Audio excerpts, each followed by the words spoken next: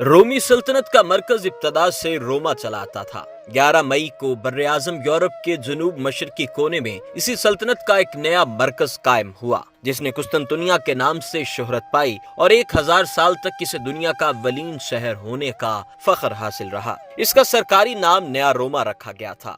قسطنطنیہ اس کا دوسرا نام ہے۔ مرکز کی اس تبدیلی کے کئی اسباب تھے، مثلاً اس کا محل وقوع بہت اچھا تھا۔ شاہ قسطنطین نے مسیحی کلیسا سے اتحاد کا جو رشتہ جوڑا تھا اسے استوار رکھنے کے لیے نئی فضا ہی سازگار تھی۔ اگرچہ یورپ کی وحشی اقوام کے اندر بھی بے چینی کی لہریں دوڑ رہی تھیں، لیکن رومی سلطنت کو اصل خطرہ ایران کی طرف سے تھا، جو مشرق کی طرف واحد عظیم الشان مہذب سلطنت تھی، اور رومی شہنشاہوں کو آئے دن اس سے مقابلے پیش آتے رہتے تھے۔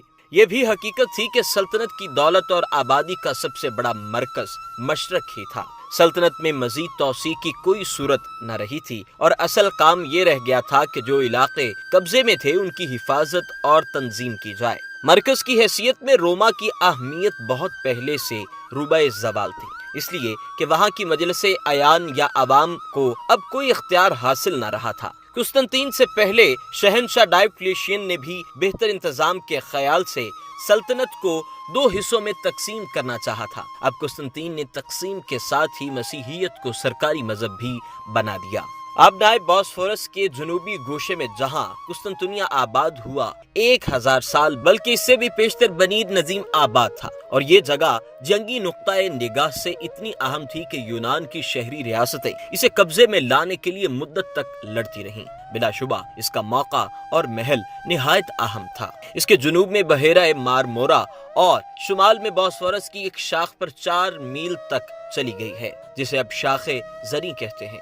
بحیرہ اسود سے بحیرہ روم تک جا بجا تنگنائیں ہیں، جن سے کسی دشمن کا سلامت گزرنا بہت مشکل ہے۔ روما کی طرح اس جگہ بھی 7 پہاڑیاں تھیں جن پر شہر آباد ہوا۔ پہاڑیوں اور سمندر نے مل کر شہر کی طبعی حفاظت کے لیے ایسے انتظامات کر دیے تھے جنہیں توڑنا آسان نہ تھا۔ مغربی رومی سلطنت آہستہ آہستہ وحشی اقوام کے قبضے میں جاتی رہی، اور مشرقی رومی سلطنت کے مرکز کی اہمیت بڑھتی رہی۔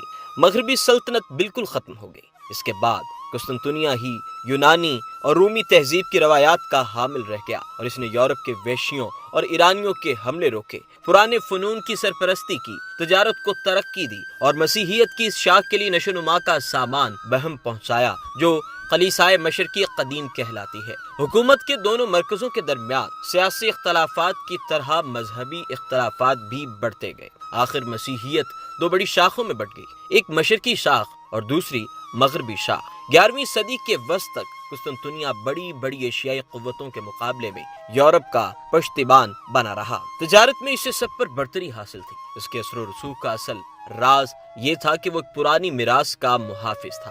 اس میں رومی قانون نہ صرف محفوظ رہا بلکہ جیٹینین کے مجموعہ قوانین نے اس قانون کو تکمیل کی آخری منزل پر پہنچا دیا۔ قسطنطنیہ سے یونانی علوم مغربی یورپ میں پہنچے، اور احیاء علوم کی روشنی کے لیے ابتدائی سر و سامان فراہم ہوا۔